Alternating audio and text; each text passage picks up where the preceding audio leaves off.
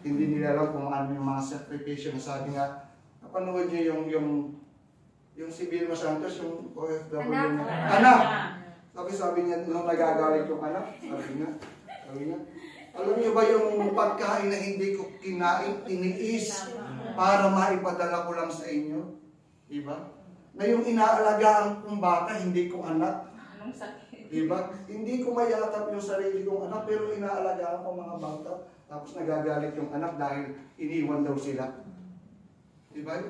Ibang klase, alam talaga tayo yung mga sinasabing mga unsung heroes. Mga unsung heroes, yung mga OFW na hindi nila alam yung mga pinagdadaanan natin. Pero alam niyo po, mabuti ang Diyos. Amen.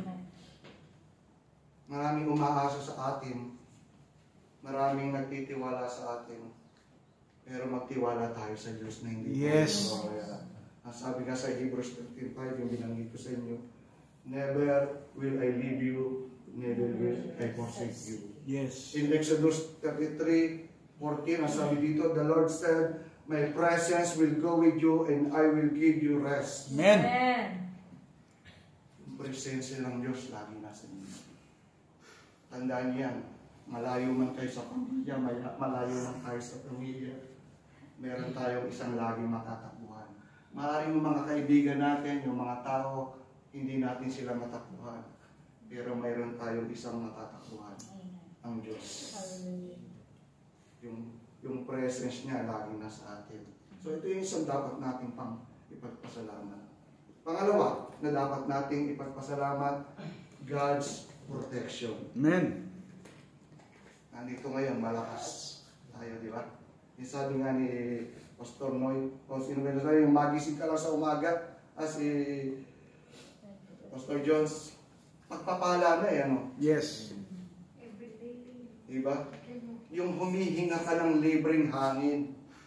Di ba maraming minsan kailangan mo ng oxygen, di ba? May bayad yung nasa tanke ng oxygen. Master. Hindi ko nagay si Master. Master namin yan eh. Ate Josephine. So nakita nyo, yung hangin, hinihinga natin libre. Diba? Isang pagpapala na yun, tapos magising ka ng malakas. Alam nyo pa, sa totoo lang po, sa panahon ngayon, yung kalusugan talaga is isang kayamanan. Yes. Ang maraming pera, pero may sakit. Yung inaatake sa puso ngayon, dati yung matatanda ng 50, 60 ngayon, 20 years old, 15 years old, inaatake sakit sa puso. So magpasalamat tayo sa biyaya ng Diyos na patuloy tayong pinoprotektahan.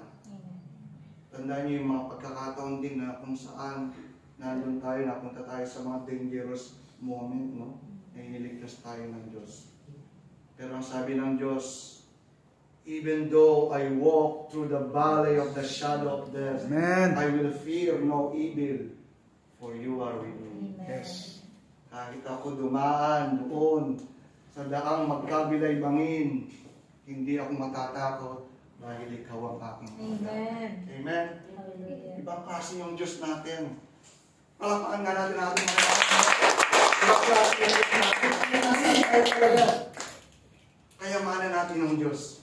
Kayamanan natin ng Diyos. Ang sabi dyan sa Psalm chapter 12, 121, verse 28, the Lord watches over you. The Lord is your shade at your right hand. The sun will not harm you by day, nor the moon by night. The Lord will keep you from all harm. He will watch over your life.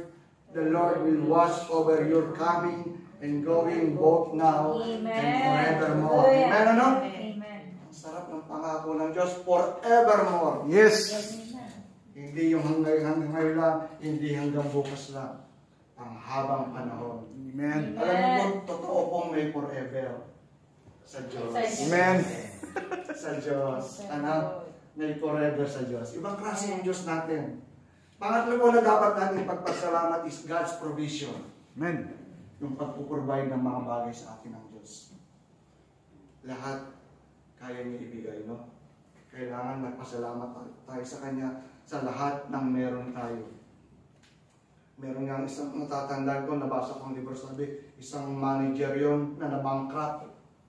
At gusto niya nang magpakamatay. Pero naisip niya, sabi niya, magpa-counsel ka muna. May nagturo sa'yo, magpa-counsel mo, sabi ang manager. Sabi niya, bakit gusto mo magpakamatay? Nabankrupt po ako, wala na yung lahat sa akin. Wala na yung mga kayamanan ko and everything. Sabi niya, may bahay ka pa ba? Meron po. May pamilya ka? Meron po. May mga anak ka? Meron po. Ang dami mo kayamanan eh. Bakit sinasabi mo wala ka?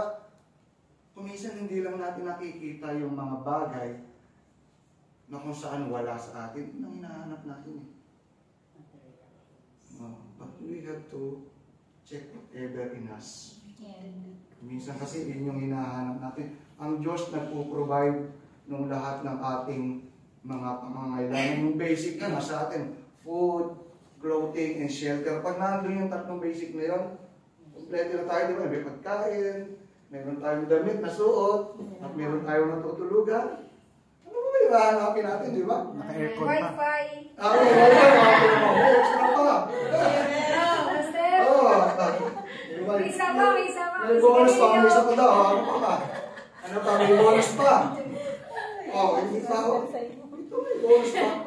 So, Walang wifi, may banding. Ayun, may banding pa. So, hindi tayo nauubusan ng biyaya ng Diyos. Hindi tayo nauubusan dahil alam natin mabuti ang Diyos. Tayo nga natutulog. Alam niyo, nagseset kayo ng alarm ng relo. Alam niyo ba kung gigising pa kayo bukas o hindi na? Pero naniniwala tayo, nagigising tayo, sineset natin yung relo. Anong oras kayo nagset paggising ngayon, no?